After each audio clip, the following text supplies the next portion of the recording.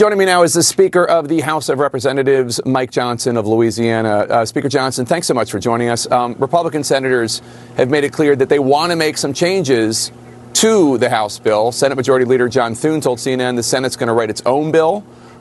Even though they have a larger majority than you do, what is your message to your colleagues in the Senate? Thanks, Jake. Great to be with you. Look, I've been very consistent with our colleagues in the Senate. We worked hand in glove with them all through this process, remembering that the House began this more than a year ago. It was March of last year when we got our committee chairs together and told them to begin to prepare for this massive reconciliation package. We believed at that time, more than a year ago, that we would win the White House, the Senate, and the House and have unified government and have this really once-in-a-generation opportunity to do so much in one piece of legislation. So I met with the Senate Republicans, all my colleagues over there, last week on Tuesday at their weekly luncheon, and I encouraged them, to do their work, of course, as we all anticipate, but to make as few modifications to this package as possible, because remembering that we've got to pass it one more time to ratify their changes in the House, and I have a very delicate balance here, a very delicate equilibrium that we've reached over a long period of time, and it's best not to meddle with it too much. Let's talk about what the legislation actually does. I want to play something that you said back in January about the national debt. The number one threat to our nation right now is our debt. We take that very seriously. Congress has kicked the can down the road for decades, and we're out of road. And so we understand that it's our responsibility to fix this. So there are 5 different independent scores of this legislation. Every one of them says that it will increase the deficit somewhere between $3.3 and $4 trillion over the next 10 years. Now, I get you take issue with the Congressional Budget Office and that they don't have dynamic scoring, all this. But this is the emerging consensus among everyone analyzing. They say you're kicking, not only are you kicking the can down the road, but you're making the problem worse. You're adding to the debt. Well, I think that is dramatically overstated, and here's why. Those same groups can objectively see and acknowledge that this is the largest cut in spending in at least 30 years and arguably of all time. We're cutting over $1.5 trillion in federal spending while we check all the boxes and bring about a pro-growth economy. And the CBO has been panned because, as you said, they don't do dynamic scoring. What that means is they don't account for the growth that will be fostered by all the policies that are in this big piece of legislation. This is not theoretical, Jake. Just remember the last Trump administration. After the first 2 years, we brought about the greatest economy in the history of the world, not just the U.S. The growth was off the charts. It was an average of about 3% of growth in GDP. Why? Because we cut taxes and we cut regulations. We're doing the same thing this time around, but on steroids. This is a much larger package, a much more robust package with all these features that will really get the economy going, because wages will rise, job creators, entrepreneurs, risk takers will have more ability to expand their businesses.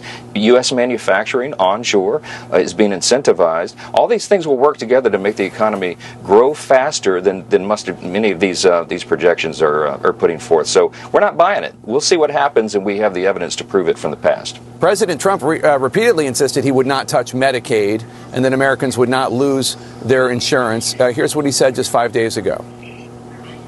We're not changing Medicaid, and we're not changing Medicare, and we're not changing Social Security. Can you guarantee that your voters who supported the election, particularly working class voters, will not lose health insurance under this bill? Oh, they won't lose health insurance?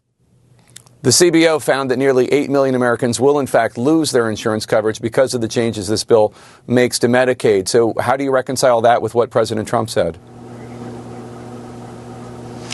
It's directly in line with what the president said. I've said the same. We are not cutting Medicaid in this package. There's a lot of misinformation out there about this, Jake. The numbers of Americans who are affected are those that are entwined in our work to eliminate fraud, waste, and abuse. And what do I mean by that? You got more than 1.4 million illegal aliens on Medicaid. Medicaid is not intended for non-U.S. citizens. It's intended for the most vulnerable populations of Americans, which is pregnant women and young single mothers, the disabled, the elderly. They are protected in what we're doing because we're preserving the resources for those who need it most. You're talking about 4.8 million able-bodied workers, young men, for example, who are on Medicaid Medicaid and not working. They are choosing not to work when they can. That is called fraud. They are cheating the system.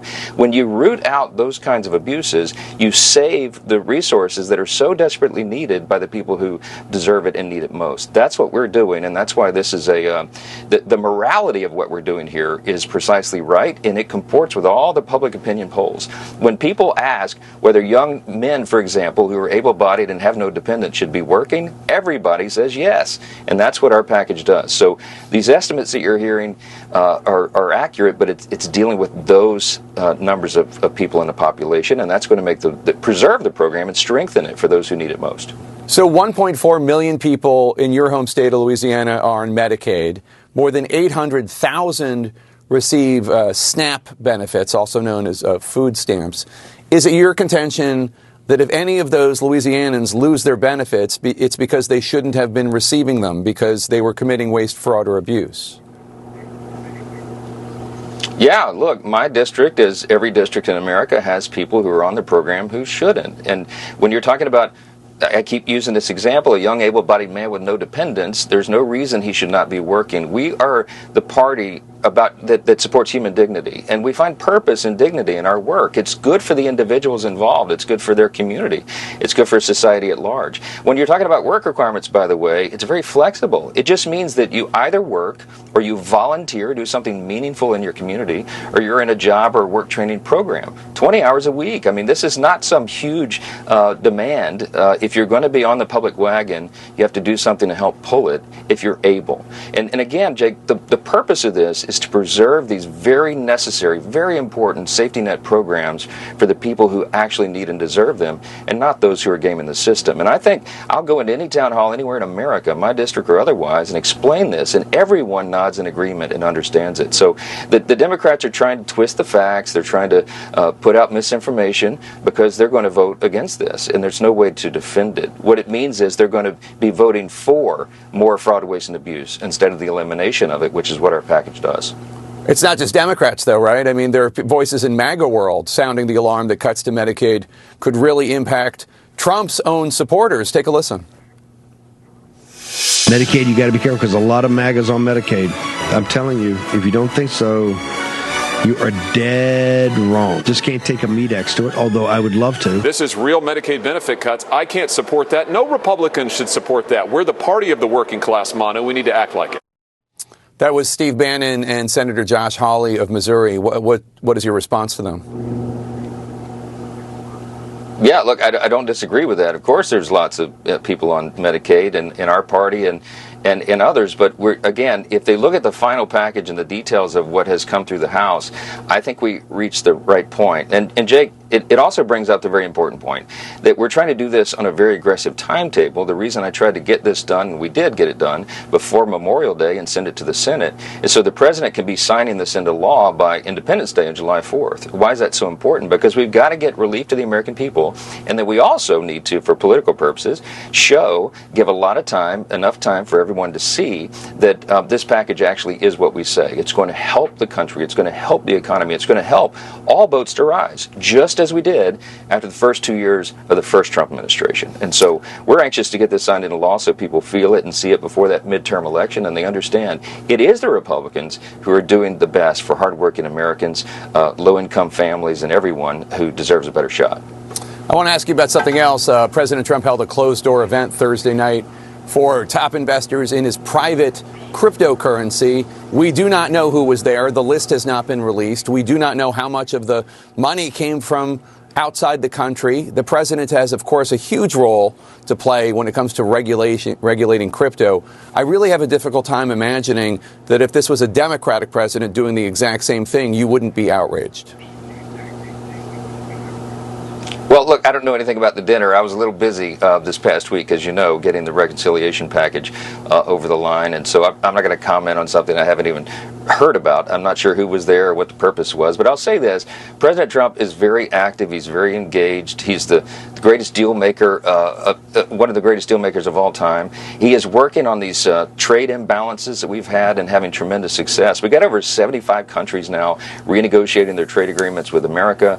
It's going to make it better for all of us, everybody in the country. And he is encouraging new technologies, crypto, and the advancement of AI. He's appointed a czar for the first time. We have an AI czar in David Sachs, who's an expert in the industry from Silicon Valley. There's a lot of exciting things happening. The president is trying to encourage that along as much as he can, and I think the vast majority of the country is applauding those efforts. So I'm one of them. I think that the result of all this is going to be extraordinary for everybody in the country.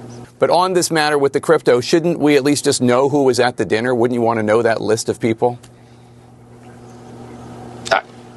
I guess. I mean, again, I don't know anything about that dinner. Okay. I do know that President Trump is the most transparent president in the most transparent administration probably in history. He has nothing to hide, and he's out there trying to advance America's interests. That's what America First policies are all about, and that's what our big reconciliation bill will deliver for the people. We're really proud of the product.